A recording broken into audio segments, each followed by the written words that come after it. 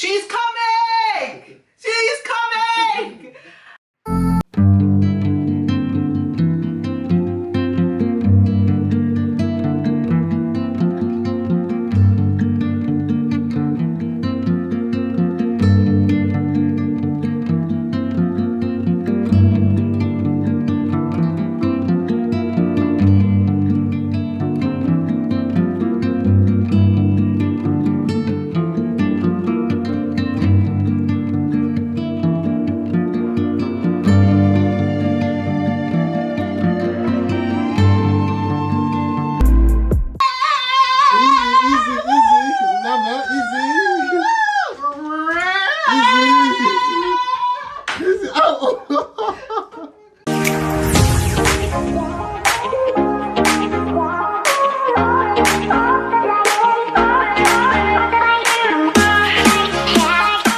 Like arrows in the hands of a warrior are children born in one's youth.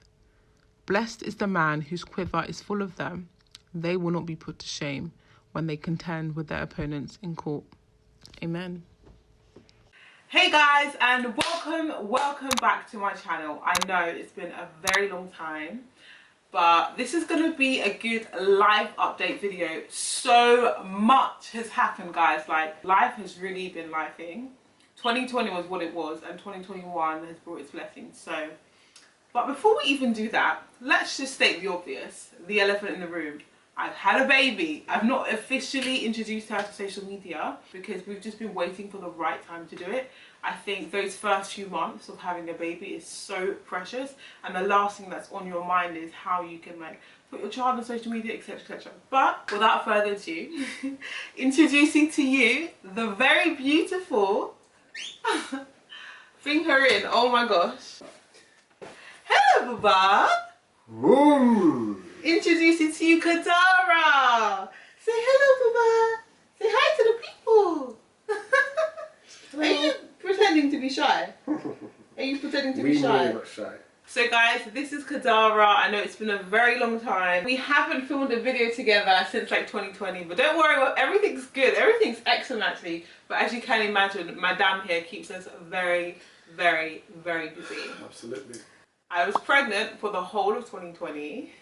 That was fun. Kind of.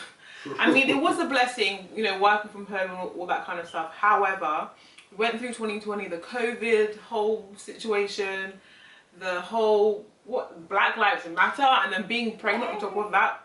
Yes, baby? Go on. Speak. Talk to the people.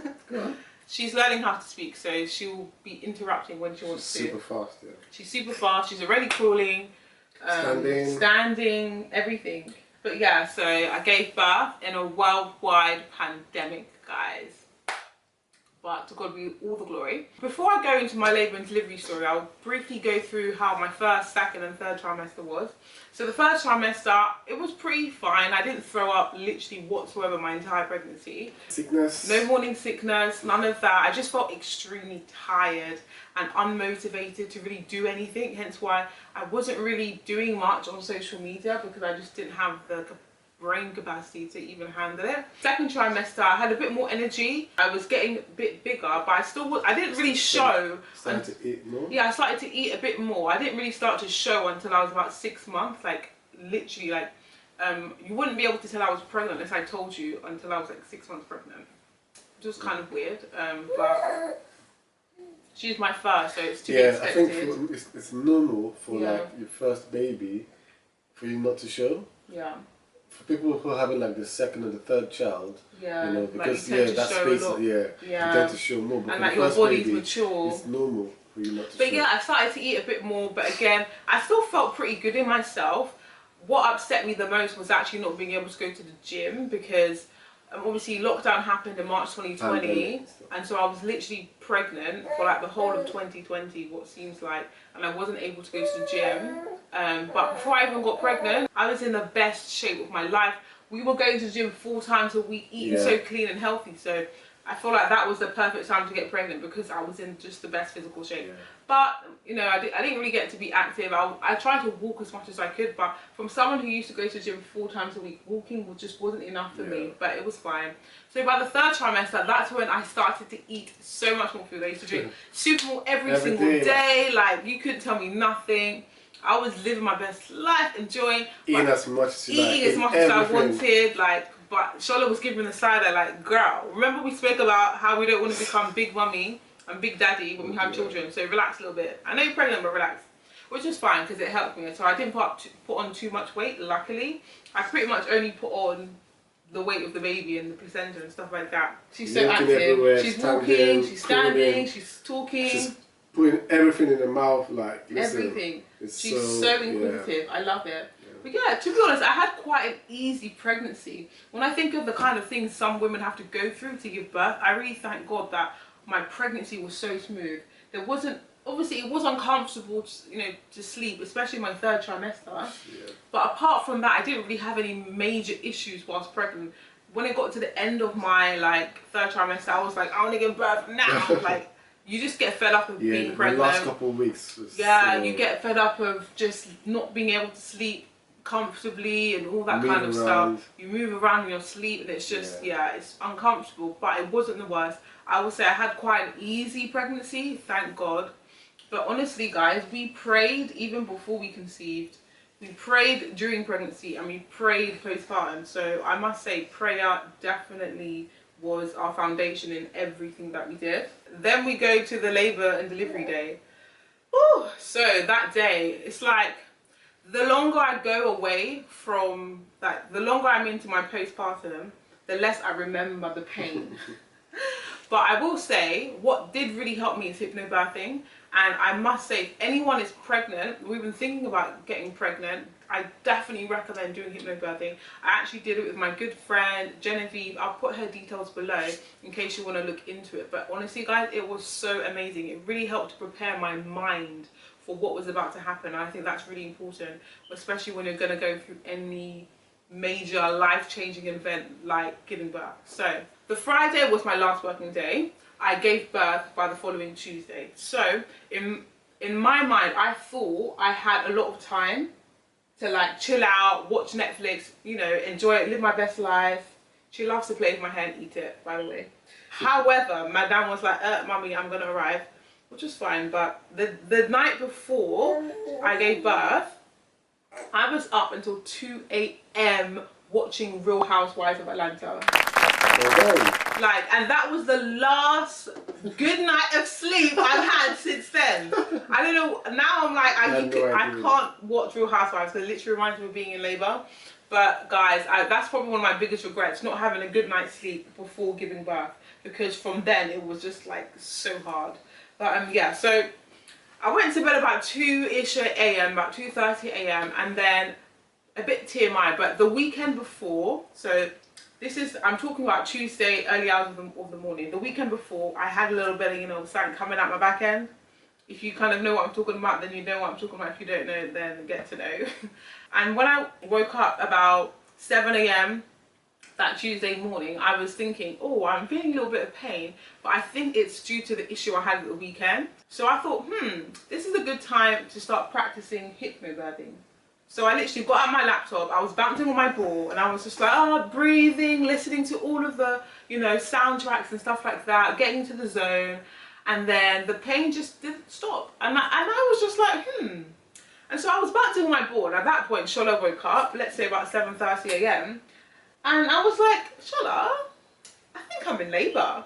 But the thing is, you actually never know, you don't, unless you've been through labour, you don't know what to expect. So I had no clue that I was even in labour, because the pain was kind of like period cramps, like stomach cramps, but I couldn't definitively say that I was in labour. So he was like, okay, then cool, I'll time them. So we started to time them, and I kid you not, guys, the contractions went from 15 minutes apart to 10 minutes apart to 5 minutes apart to 1 minute to 30 seconds apart in an hour. I'm not even joking. It literally progressed so fast to the point where I was like, okay, I literally was I couldn't even sit down anymore. I had to be on all fours. Yeah, we're talking about you, baby. I had to on all fours, kind of like rocking and swaying and like breathing and like calming myself down, even though I was in so much pain. And my eyes were like rolling back just to how hard, like how much the pain was. And Shola was like, okay, I'll call the hospital, because in my mind I'm thinking labour, this probably lasts about 24, maybe 36 hours. I don't know, I've never done this before, so I was expecting to have a really long labour, but in reality I was really short, to be honest, quite scary.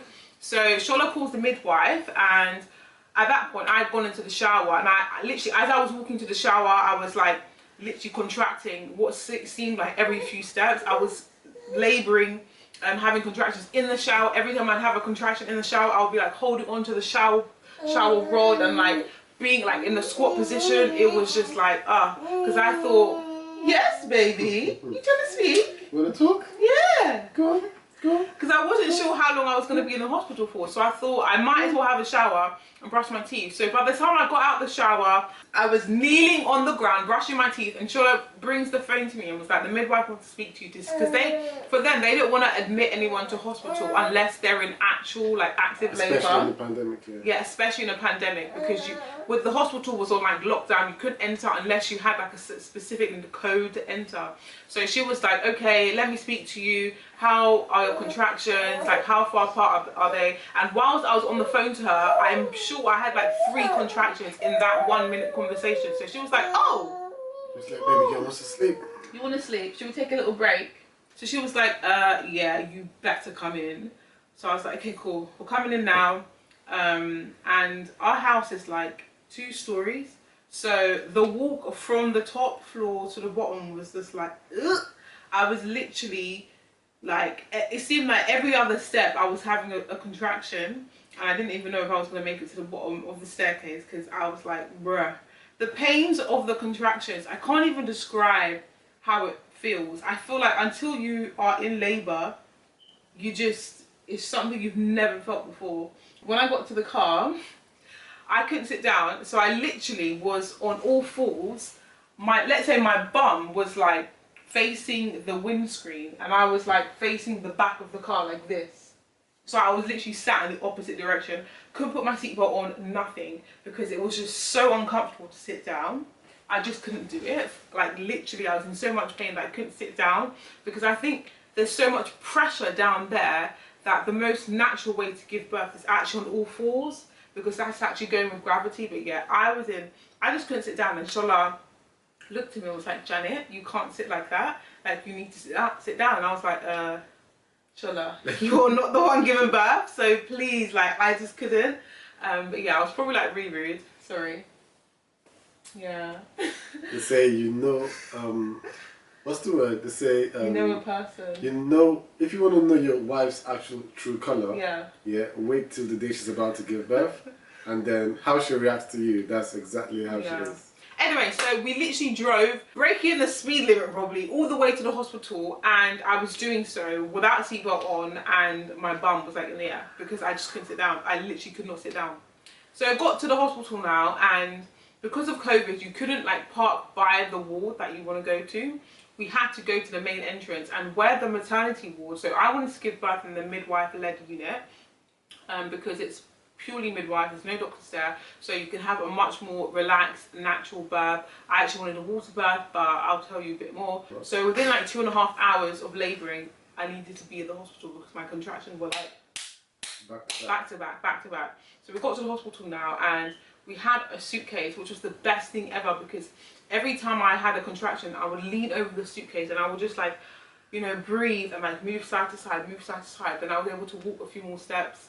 So we got to the hospital, I was doing that literally what seemed like every 5 seconds. It literally felt like the walk to the cross of Calvary. That is how long it was. But yeah, eventually we got to a ward. It was the wrong ward. It was the ward if you wanted to have like an epidural and stuff like that. And I was like, at that point, I can't lie to you, I was like, I want an epidural, because look, if this is the kind of pain I'm gonna be in for 24 hours, God forbid, drug me up now, no jokes. But Shola, being the great birth partner that he is, he was like, no, because I was like to the lady when we got to the wrong ward, like, oh, I want an epidural, blah blah blah. And it was like, you've come to the wrong place, so you need to go to the place you booked, and then if that's not what you want, then we'll take you here. So cool.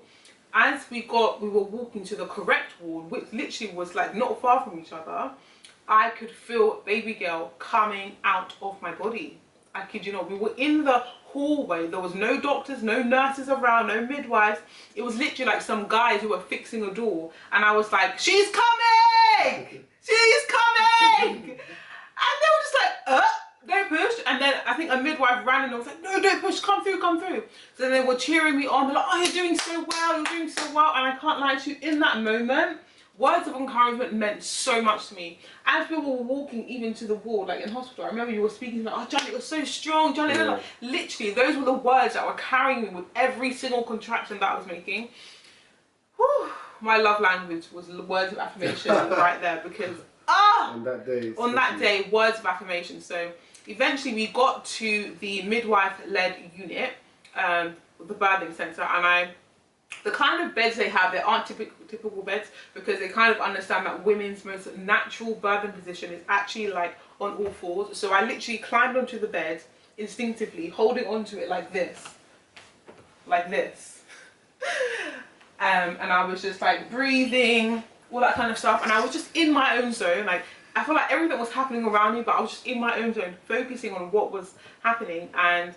And the lady, and I was literally pushing, because I could feel her coming, and instinctively I just knew like this is the time to push. And the midwife was like, excuse me? Like, she was there trying to do paperwork. She was just like, what are you doing? You can't push. And she was like, okay, let me check you. But for her to check me, I had to sit down, and for me that was so uncomfortable, so I didn't want to sit down. But eventually I sat down for like 2 seconds, and she checked me, and she was like, Janet, you're fully dilated. You can push. I was like, no wonder I'm in this much pain, because I started labouring at 7. We got to the hospital maybe about 10 o'clock, and I was literally fully dilated. It sounds great, but when you're in it and you don't know how long things are going to be, it is quite scary, to be honest. But yeah, she was like, okay, you can push, but I didn't really know how to push. I was like using my glutes, my like bum muscles to push, and you need to actually, like the same way, like a bit TMI, but the way you poo, or like you hold a fart in, those are the muscles you use to like push the baby out. So I had to focus and, you know, do that correctly. So eventually I was pushing. I think I pushed for about 45 minutes, and then baby girl was born by like after 11. So I started labour at 7. I had a baby by like 11 o'clock, and I was just like, what? Like, no one tells you like you can actually have a really quick labour and be in shock, and it can, yeah, it's a lot. It sounds great, but in the moment it felt, but I thank God for it. I thank God, because even whilst we were once we had the baby and we were like chilling, I was in shock. I was trembling, by the way. When baby girl came, I was trembling. And I think my first words to her were like, you were worth it! Yeah! You were worth it! Like, yeah, I didn't cry. I thought I would cry, but I actually didn't cry. I was just like, oh my gosh, you were so worth all the pain and stuff like that. And I was just trembling, like my body was in shock, and I was just like, how am I a mother? I was just watching Real Housewives of Atlanta a few like hours ago. What on earth? It was just shock. So I think they call what I had precipitous labour, when your labour is so quick that, yeah. So the midwives all said, by your next baby, you need to just have a home birth, because it's going to be even quicker. So we may not even make it to the hospital in time. So we have to, as soon as you begin to feel any pain, yeah, just go straight to the hospital and let them know that this is my situation. But yeah, guys, it was the most supernatural experience I've ever had. I don't even have the words to describe it. If you know, you know. If you're a mum, comment down below. How was your labour and delivery? Were you labouring for hours? Was it really quick? Was it really short? Let me know, because yeah, for every single person, it's, you know, very unique and beautiful. So yeah, baby girl's here, she's happy and she's healthy, and that's the most important thing. I just thank God that I'm still here, baby girl's thriving, and we're just all doing really, really good, because that's the most important thing. Like, absolutely. Yeah. Absolutely. So what's your version? Great. My version. If you plan a baby, before, obviously, you know, before you try before conception and stuff, first thing you want to do is obviously you want to pray about the baby. So obviously pray before conception, before you start, you know, start anything. Financially, you know, make sure you know, save. Oh, you know, plan. It's very expensive, so it's not cheap. Like, babies don't come cheap. And physically you want to be in a very good shape. So we were in a very, very good, very good shape for our lives. Obviously, before the pandemic, we were going to the gym very often. So that literally helps. That helps very well. 6 months. I think after 6 months, that's when it began to show. That just goes to show that your pelvic, your abs, everything is was strong. Inside, everything. I didn't have that diastasis recti, none of that. I had no real issues postpartum. I was completely fine. Like, listen, if you're bringing a child or a human being into this world, you need to plan for it. You know, financially, spiritually, physically. If you don't, you can survive, but it's more difficult. It's better. Bit more difficult. So that's my advice. Best story from my point of view. Oh my days! Oh my gosh! I feel like you have the proper perspective because you weren't undergoing any of the discomfort. You were just normal, seeing your wife in this position. So the night before, we were in Janet's mom's house. It was her birthday actually. It was her birthday actually. So weeks before, we thought baby girl was going to come on that same day. But I guess she decided to have a special day. To have a special day. And when we were about to leave, Janet's grandmother actually decided to pray for us. And when she was praying, she mentioned something like, baby's coming soon. And I was like, Janet, did you hear that? She said baby's coming soon. So soon could be like 1 day, 2 days, 3 days. So we're not too certain as to when she was going to come. But, and the due date was obviously like a few days, like 3-4 days anyway. So we're like, but we thought that we would be later on because typically your first should go over your due date. Yeah, so we got back home quite late, straight. I was so tired, straight to the bedroom. For me, I just remember around early hours of the morning, Monday morning, was it Monday? No, it was Tuesday. Tuesday, around 6:30 or 6:30. We attended the birthing class, hypnobirthing classes. So I began to hear her practicing the hypnobirthing. I was just breathe in, breathe out, all that stuff. And I was like, what's going on here? But then I was like, because I was so tired, I wanted to keep sleeping. I wanted to enjoy my sleep. By 7, I decided to just speak to her and ask her, are you okay? Are you fine? Are you alright? And she was just on the bouncing ball. She was just bouncing. She's like, smiling. You know what? I think I'm in labour. Not sure. We were both smiling I think I'm like, really? Are you sure? Yeah, I think. Okay. Let's see how it goes. I think a few minutes afterwards, I decided to time it. Let's, time the contractions and see how it's progressing if you are indeed in labor. And I think the first time we timed it was maybe 15-20 minutes.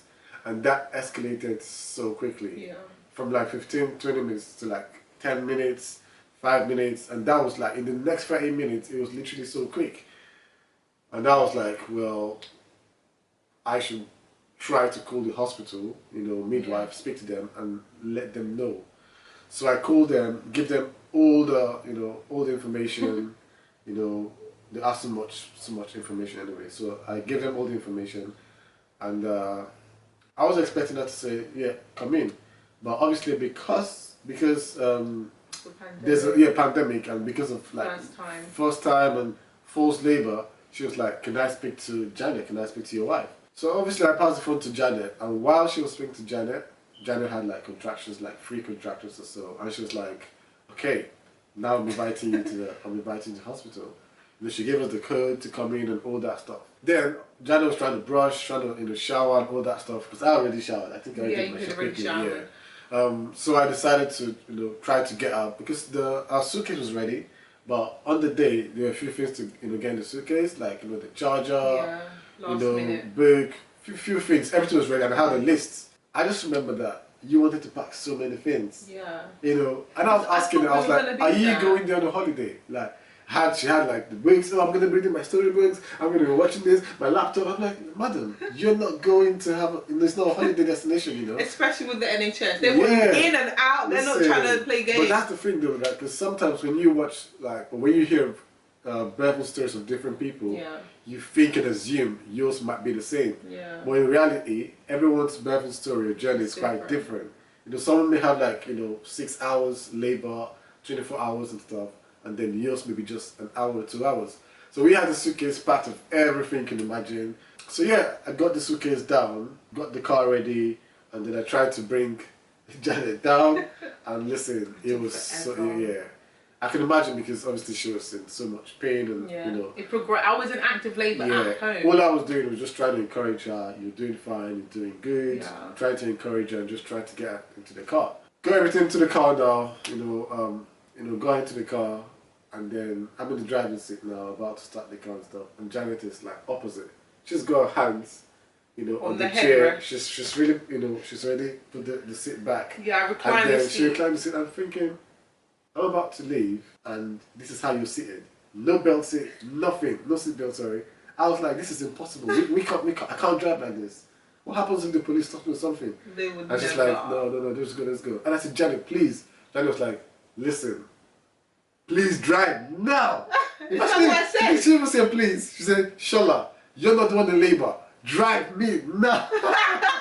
That just reminds me, because when the first time she said she may be in labour, when she was on the bouncing ball, she was smiling, right? Yeah. Like 30 minutes afterwards, when she said, you know, she's in active labour, then she wasn't smiling anymore. Nope. Her eyes were rolling back. She even noticed that her eyes were rolling back. She was like, you know, and I was like, listen, I could see that she was in pain. And I hit the floor like this. I'm like, and she started shouting. I was like, listen, that's the time. Like, the time is right now. Oh my God. You know, so yeah, when she said to me, just drive, I was like, you know what? I don't want to waste any more time.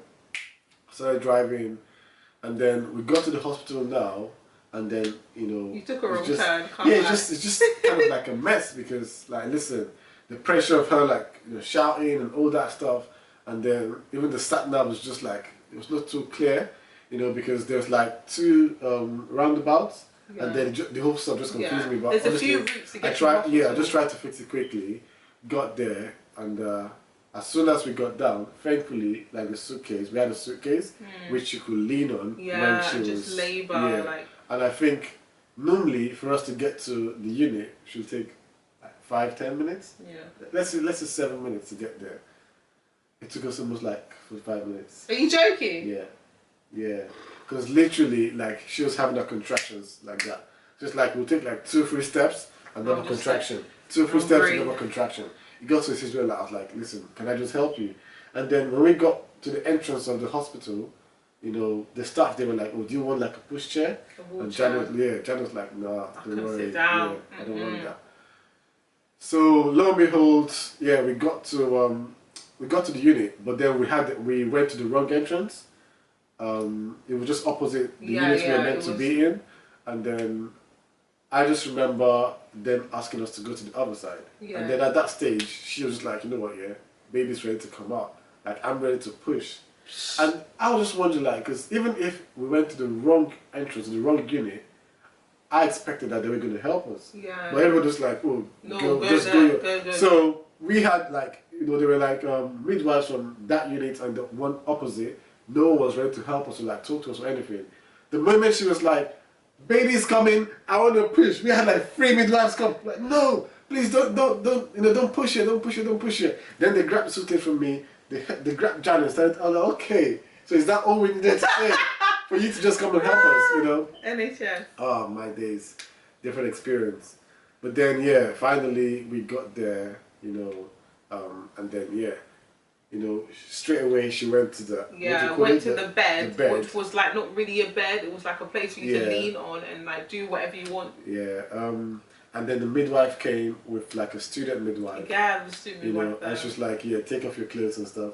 I'd never seen Janet take off her clothes. I said, I can't even take them. I said, strip me. You lose all dignity. I was like, take it off. Go ahead and do whatever you want to rip it, I don't care. Do whatever you want to do. After that, she said she wanted to like check you and all that stuff. And then, you know, after that, I just remember that everything just escalated so quickly. Yeah. She'll come and like talk to you and do a few things and then go back and do some paperwork. Yeah. And then the student nurse was the one actually like looking and just like monitoring the whole situation. Yeah. At that time, what I was doing was I'll go in front, try to like encourage you, like try to encourage Janet, you know, and then because I wanted to like, you know, I wanted to like see the entire thing.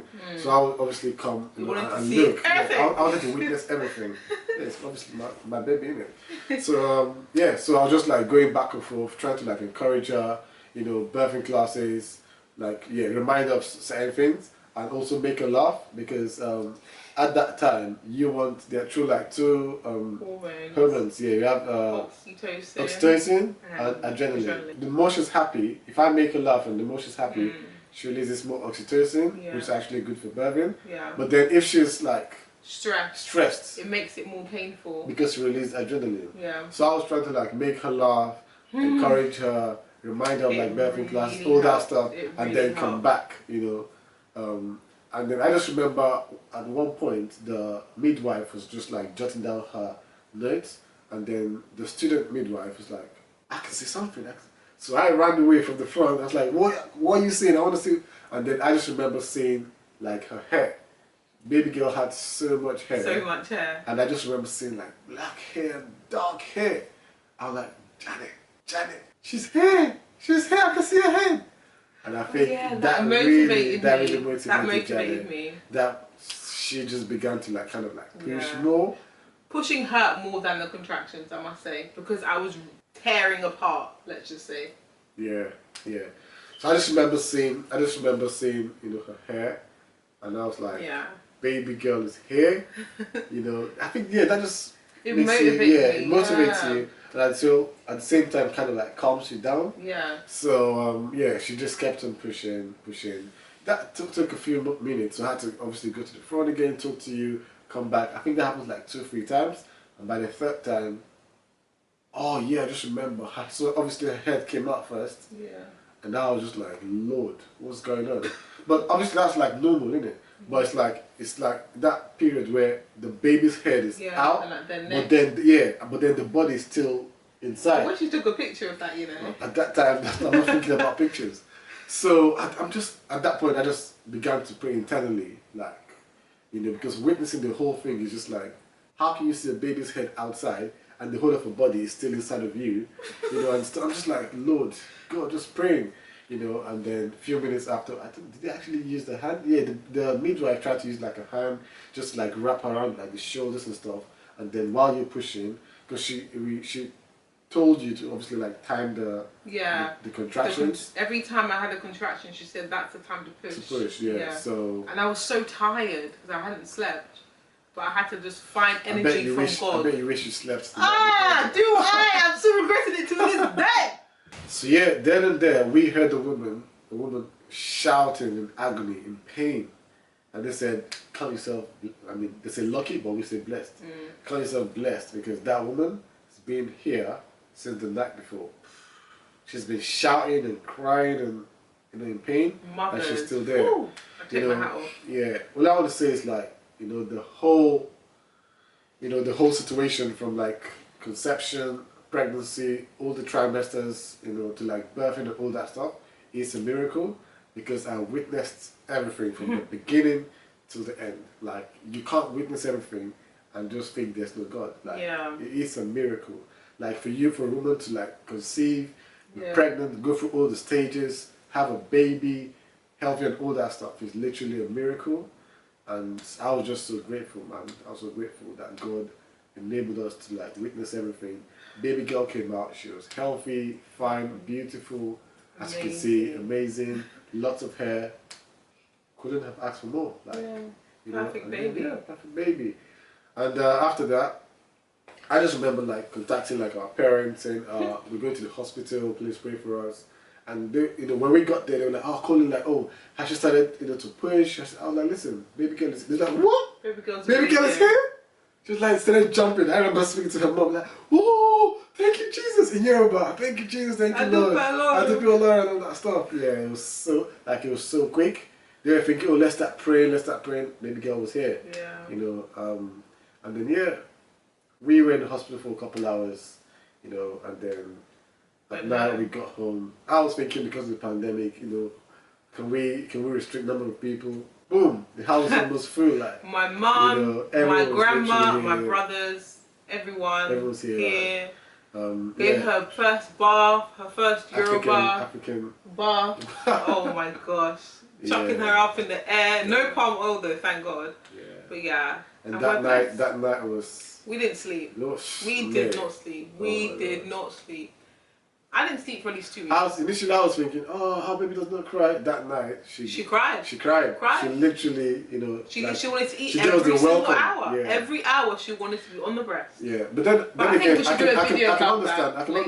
can understand why for the babies, obviously they cry every second or one, because it's a huge, you know, it's a huge change for them. They're in the womb. In the womb, they don't have to ask for food, like protect anything or sleep. But here, like, they begin to feel more hungry. Yeah, they can feel cold, they see all this different stuff. And she had really good eye contact. From birth, she could look you and track you. She was just amazing. Yeah. So advanced. Yeah, so my advice, another advice I have is everyone's birthing journey is quite different. Yeah. So don't think that, you know, what you see on YouTube or whatever is going to be the same for you. No. Obviously, pray for like a seamless and a smooth delivery. Everyone's journey is quite different, and just make sure you enjoy it. Have fun. And happy parenting. Yeah. But yeah, so that's our life update. Yeah. Long overdue. It's been well over a year. Yeah. But thank you guys for watching and tuning in, and we'll catch you on the next video. Yeah. Comment below any video ideas that you want us to do. We have some in the works. He's been teaching me Yoruba and stuff like that. So we have some cool video ideas. Catch you on the next one, guys. Bye. Bye. Hey, hey, hey, hey, hey, hey, hey. Show them.